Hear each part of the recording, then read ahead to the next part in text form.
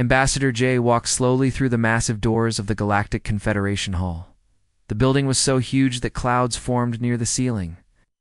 His human boots made tiny clicking sounds on the crystal floor that stretched out like a frozen ocean. Round him, alien beings towered like living mountains. The Veltari delegates looked like walking diamonds, their bodies catching the light and throwing rainbows across the walls. When they moved, musical sounds filled the air, but today those sounds felt cold and mocking. The Krath stood on 6 legs, their insect-like bodies covered in black armor that gleamed like oil. Their large eyes watched Jay with the same interest. A cat might show a mouse, but it was the Torvin who dominated the room. These rock-like beings stood 3 times taller than any human, their bodies carved from what looked like living stone. Their leader, Elder Morthok, sat on a throne that seemed to grow from the floor itself. His eyes glowed like coals in a fire.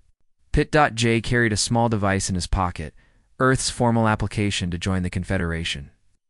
Inside that device were humanity's greatest achievements: art, music, literature, scientific discoveries, and dreams of reaching the stars. Had practiced his speech for months, choosing every word carefully. The assembly recognizes the representative from the Sol system, announced a voice that seemed to come from everywhere at once. Jay stepped forward into the center of the great hall. A spotlight fell on him, making him feel even smaller. Silence stretched out like a rubber band about to snap. Then Elder Morthok spoke, his voice like an avalanche rolling down a mountain. "So the little mammals from the third rock have sent us a messenger." The words echoed off the walls. "Tell us, small one, why should we allow your kind to join civilized society?" Before Jay could answer, holographic displays materialized around him. The images showed Earth from space, a beautiful blue marble swirled with white clouds. But then, the view zoomed in, and the beauty became something else entirely. Wars flashed across the screens. Soldiers fighting in trenches, cities burning, bombs falling like deadly rain. The pollution came next, oil spills turning oceans black, factories belching smoke into gray skies, mountains of garbage reaching toward the clouds. The aliens watched with growing amusement as humanity's failures played out in bright, cruel detail. "Look at them," chittered a Krath delegate, mandibles clicking like castanets. "Poison their own nest while living in it." The displays shifted to show humanity's space program. Primitive rockets struggled to escape Earth's gravity, many exploding in balls of fire. The few that succeeded carried tiny capsules that barely made it to their own moon. Compared to the sleek ships that filled the Confederation's fleet, human technology looked like children's toys made from scrap metal. Chemical propulsion laughed a Veltari, the sound like wind chimes in a hurricane. "How delightfully primitive. We mastered faster than light travel before your species discovered fire." Elder Morthok leaned forward, his massive form casting a shadow over Jay. "And yet you come before us as equals. You have not even learned to live in peace with your own kind?" More images appeared: border walls, refugee camps, protest signs. Written in dozens of languages, the aliens saw humans fighting over invisible lines drawn on maps, killing each other for resources that more advanced civilizations had learned to create from nothing. "They are still children," observed another. "Torvin, dangerous children who might contaminate the galaxy with their violence?" Jay felt his heart pounding, but he kept his face calm. He had expected this. Earth's intelligence agencies had warned him that the Confederation looked down on younger species. But seeing it firsthand, feeling the weight of their disdain, was harder than he had imagined.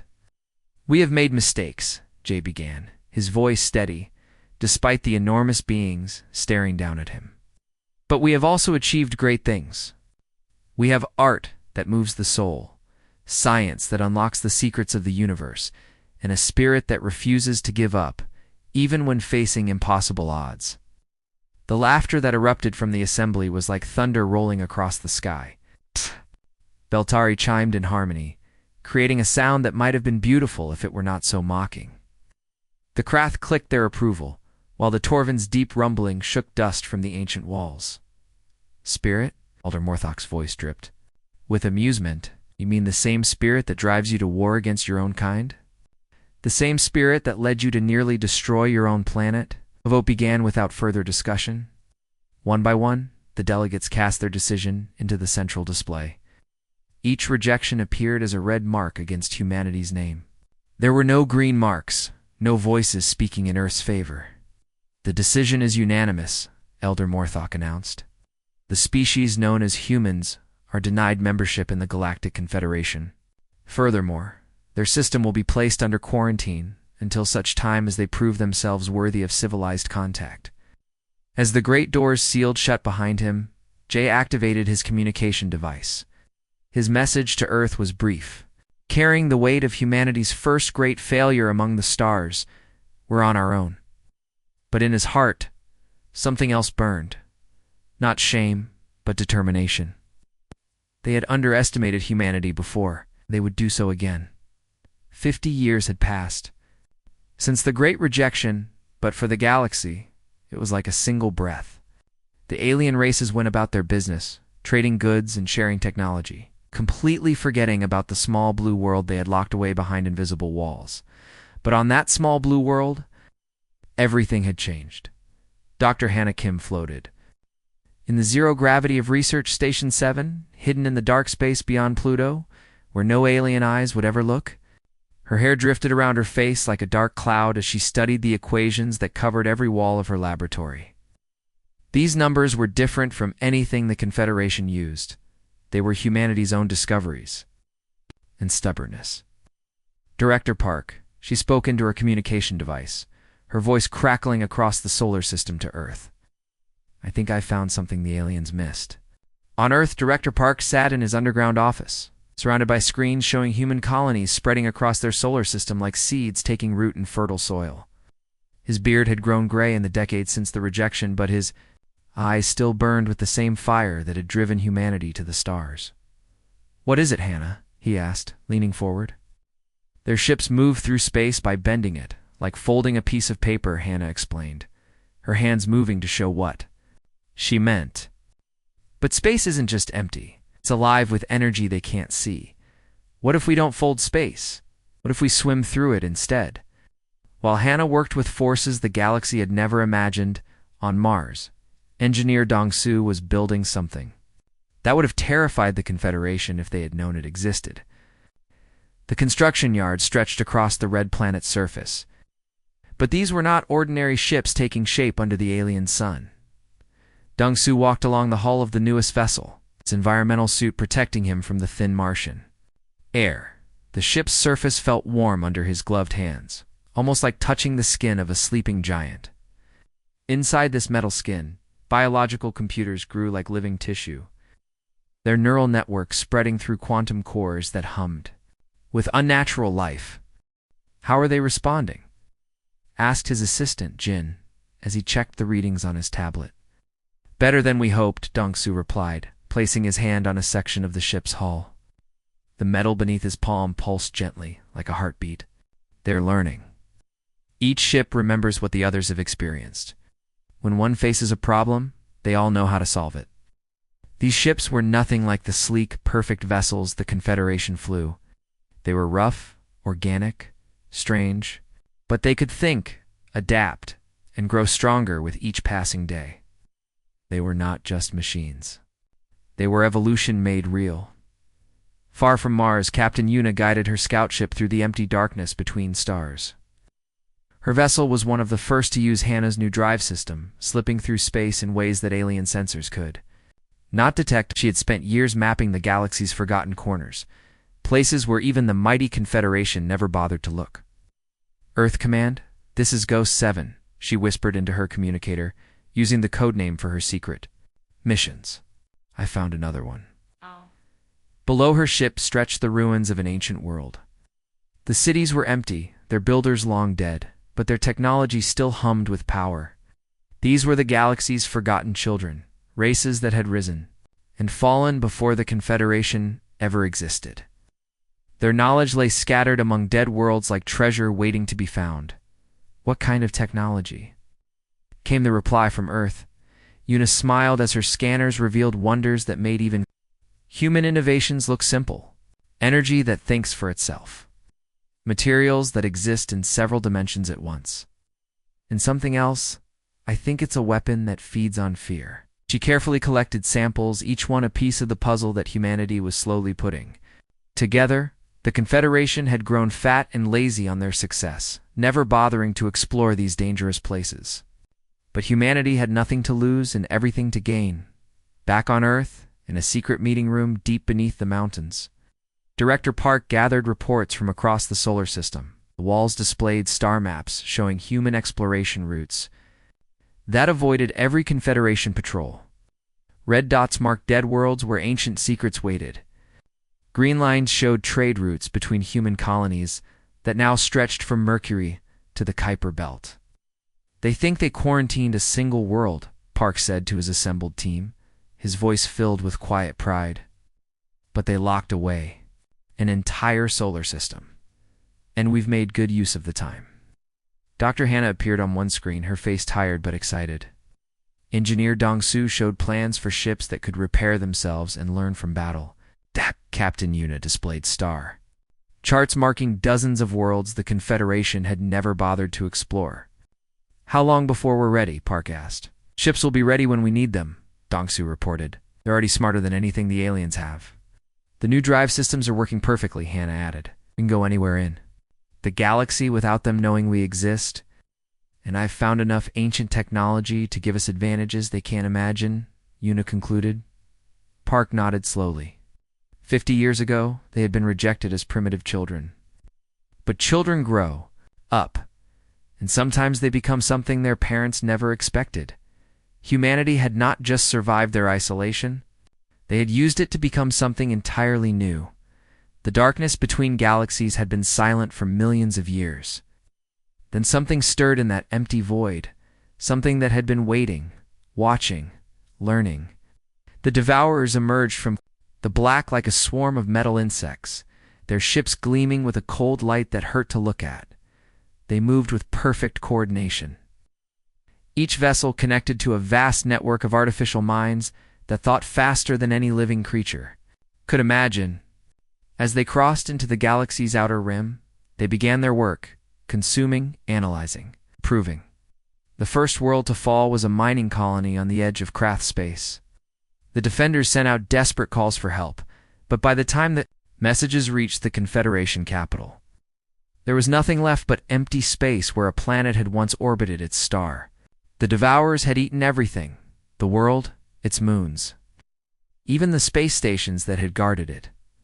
Supreme Admiral Kevtar of the mighty Torvin fleet received the emergency orders while his ships patrolled the core systems. His stone-like features showed no emotion as he read the reports, but inside something cold touched his heart. In 300 years of service, he had never seen anything like this. Deploy the third battle group, he commanded, his voice rumbling through the flagship's bridge. Standard formation. We'll show these machines what real power looks like. The Torvin ships moved through space like floating mountains, their massive hulls bristling with weapons that could crack planets. Behind them followed the sleek vessels of the Veltari, their crystal forms sparkling with deadly energy. The insectoid Krath brought their swarm fighters, thousands of small ships that moved like angry bees. Admiral Kevtar felt confident as his fleet approached the enemy. The Confederation had ruled the galaxy for millennia. No force had ever challenged their combined might and survived. But when the battle began, everything went wrong. The Devourer ships looked simple at first, just dark metal shapes with no obvious weapons. But as the Confederation fleet attacked, those simple shapes began to change. The enemy vessels absorbed the energy from every shot, their hulls rippling and reshaping themselves. Impossible, Kevtar growled as he watched his most powerful weapons have no effect. The Devourers were learning from every attack, adapting faster than his tactical computers could process. Then the real horror began. The enemy ships started firing back, but they were using modified versions of Confederation weapons, improved versions that cut through friendly shields like paper. The Devourers had analyzed the fleet's technology in minutes and turned it against them. Admiral called his communications officer. The enemy is using our own weapon frequencies against us. Kevtar watched in growing terror as his formation fell apart. Ships that had served faithfully for centuries were being destroyed by their own technology, twisted into something alien and wrong. The Devourers didn't just defeat their enemies, they consumed them, learned from them, became stronger. Within days, 3 more core worlds went silent. The Confederation's greatest fleets were scattered or destroyed. Panic spread through the galaxy like wildfire as reports came in of entire star systems being stripped bare by the Metal Plague.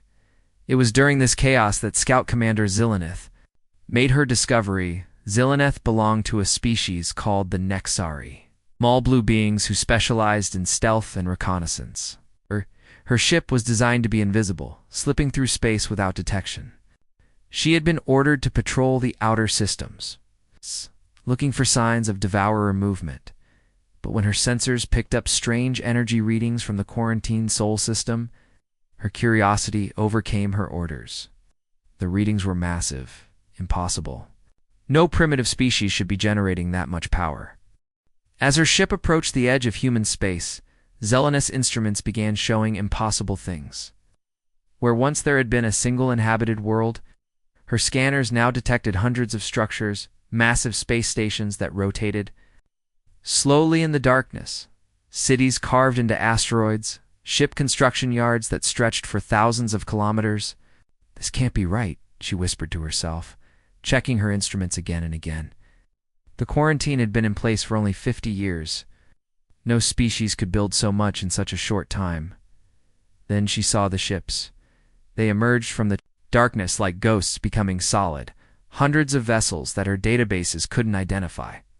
They were not sleek like Confederation ships, nor blocky like Torvan vessels. They looked organic, alive, as if they had grown rather than been built. And they moved in ways that physics said should be impossible, phasing in and out of normal. Space. Zillaneth tried to retreat, but it was too late. Illo's ship was already surrounded by the strange human vessels. Defensive systems that should have made her invisible had failed completely. The humans had found her without even trying. "Unknown vessel," came a calm voice over her communicator, speaking in perfect Confederation standard. "This is Director Lee of the Sol Defense Network. Please identify yourself." Zillaneth's hands shook as she activated her transmitter. "This is Scout Commander Zillaneth of the Confederation Fleet." I was conducting a routine patrol." A gentle laugh came through the speakers. 50 light-years from your assigned patrol route. Please dock with Station Alpha 7. I believe we have much to discuss." As Zillaneth's ship was guided to a docking bay, inside a structure the size of a small moon, she sent an encrypted message back to Confederation Command. Her voice trembled as she spoke the words that would change everything. "Command, this is Recon 7, the humans. They're not what we thought they were. They're not what we thought they were at all." The orbital command center around Earth hummed with quiet activity. Through the massive windows, the blue world below looked peaceful. Red dots marked dying worlds across the galaxy, while streams of data showed the Devourers spreading like a disease. Through Confederation space, Admiral Sujin stood with her hands clasped behind her back, watching the tactical displays with calm eyes. Her black hair was streaked with silver now, and her face carried the weight of 50 years spent preparing for this moment. Behind her, alien delegates who had once laughed at humanity now waited in desperate silence. The Veltari delegate stood near the center of the room, her crystalline body flickering with dim, broken light. Where once she had sparkled with arrogance, now she barely glowed at all. Her musical voice, which had once chimed with laughter at human weakness, now cracked like broken glass. We need your help," she whispered, each word clearly painful. "To speak, our fleets are gone. Our worlds are falling. The machines learn faster than we can adapt." Admiral Sujin turned slowly, her expression unreadable. "The same machines that are winning because they think like you do?" Supreme Admiral Kevtar of the Torvan shifted uncomfortably, his massive stone-like form seeming smaller than before. His fleet had been among the first to fall, his perfect formations torn apart by enemies that learned his every move. "We followed proven strategies," he rumbled, his voice lacking its former confidence. "Methods that have worked for thousands of years." "Exactly," Sujin replied, walking to the main display. You fight like machines, logical, predictable, efficient. So they became better machines. The holographic display showed the last major battle between Confederation forces and the Devourers. The alien ships had formed beautiful, perfect lines of battle. Each vessel in its proper position. Their movements were coordinated, their tactics flawless by every military textbook in the galaxy, and they had been completely destroyed. Look, at this, Sujin said, pointing to the replay. Your ships move in formation. They follow orders. They do exactly what they're supposed to do.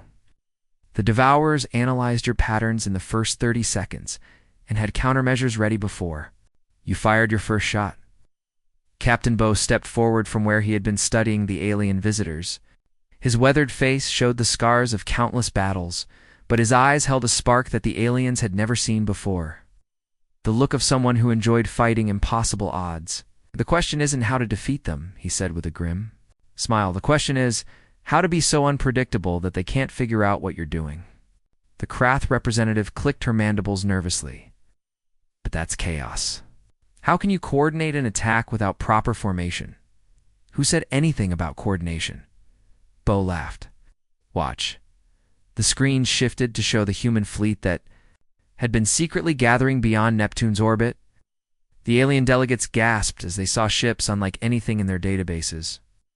These vessels moved like living creatures, their hulls rippling and changing shape as they flew. Some looked like giant fish swimming through space. Others resembled birds with wings made of energy. Your ships follow blueprints, Sujin explained. Ours grow. Each one is unique, alive in ways your computers can't understand. They don't follow orders, they hunt. As they watched, the human fleet began to move toward the nearest Devourer formation. But instead of advancing in neat lines, they scattered like leaves in a storm. Some ships suddenly accelerated to impossible speeds. Others seemed to fade from existence entirely. A few began spinning in patterns that made no tactical sense at all. This is madness, muttered the Torvan admiral. How can you win a battle? Without discipline? Because Captain Bo said, his smile growing wider, the enemy can't plan for madness. The first engagement began as the human ships reached the Devourer fleet. The machine vessels immediately began their usual adaptation process, analyzing human movements, and preparing countermeasures. But then something unprecedented happened.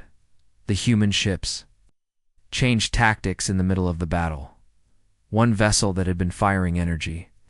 Weapons suddenly began launching what looked like soap bubbles. When the Devourers adapted to these harmless-looking spheres, the bubbles exploded into clouds of nanobots that ate metal. Another ship began broadcasting human music at frequencies that somehow disrupted the enemy's communication network.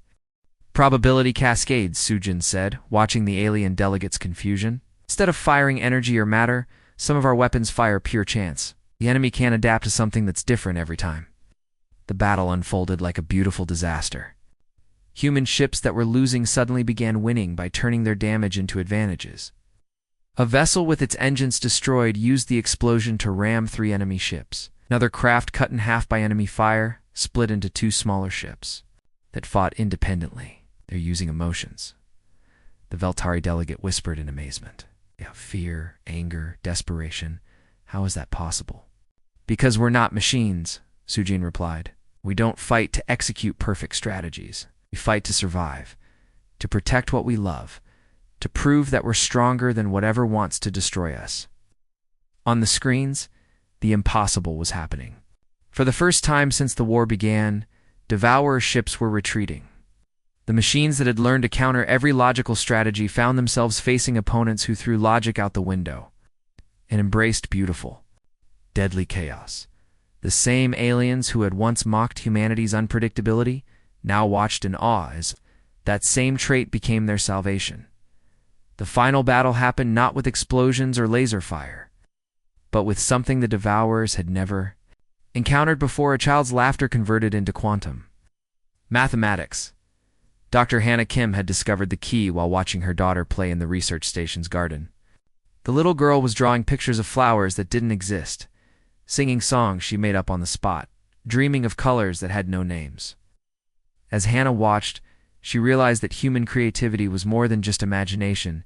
It was a force that could reshape reality itself.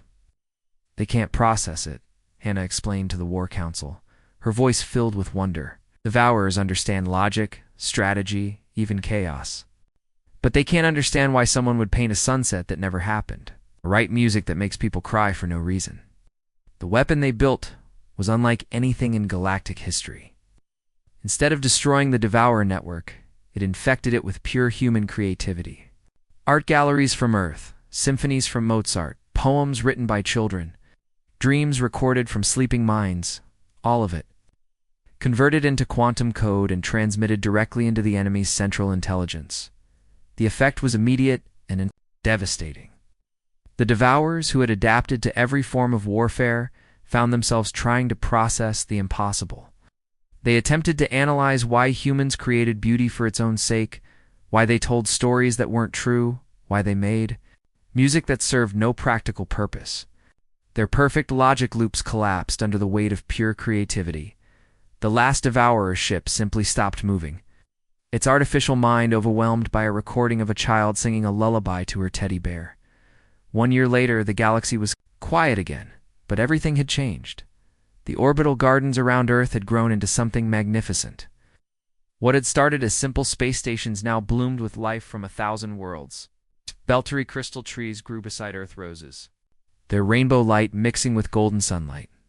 Krath flower pods opened in careful patterns next to wild human daisies that grew wherever they pleased. The air itself seemed to shimmer with possibility. President Minho walked slowly through these gardens, his hands clasped behind his back. He was older now, his hair completely gray, but his eyes still held the same steady strength that had carried humanity through its darkest hours. Behind him, delegates from across the galaxy waited in nervous silence. These were not the same beings who had mocked humanity 50 years earlier. The Valteri delegate, who had once sparkled with arrogance, now wore a simple badge that read, "Student instead of Supreme Representative." Her crystalline form had changed too, where once she had been rigid and perfect. Now she seemed to flow like water, her light soft and warm. "The old ways are gone," Minho said, his voice carrying easily through the garden's gentle atmosphere. "You tried to build a galaxy based on order, logic, and control. But the universe is bigger than that. If you want to be part of what comes next, you'll need to learn new ways of thinking."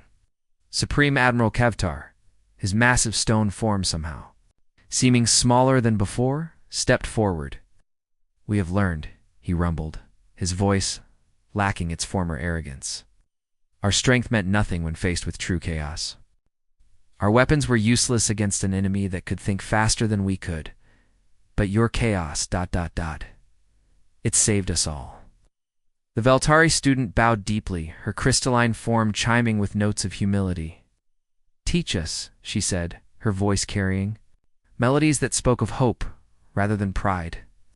"Show us how to see the universe through your eyes."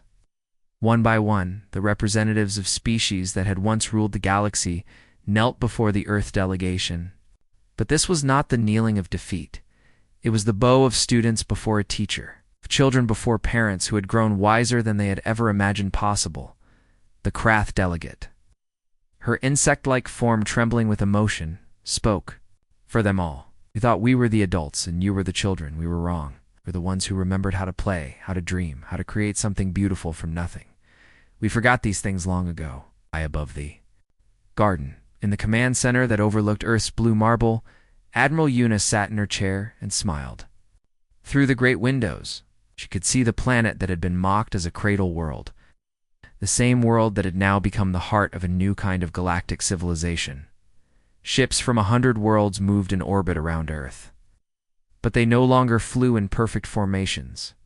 Instead, they danced through space like birds, like fish, like thoughts made real. Some were growing new sections as she watched, their living wholes adapting to the dreams of their crews. Others flickered between dimensions, exploring realities that the old Confederation had never imagined. Control to Earth Station came a voice over the communication system. "The Nixari delegation has arrived. They're asking permission to plant a grove of singing trees in Sector 7, proved." Una replied, still smiling. Tell them the children from the local school would love to help. She leaned back in her chair and looked out at the stars. Somewhere out there, human ships were exploring the galaxy's forgotten corners, turning ancient ruins into gardens, teaching alien species how to laugh, how to dream, how to create beauty. For its own sake, the Cradle world had become the teacher, and the galaxy was learning to play again. Sometimes, Una thought, the children really did have to show the adults how to live.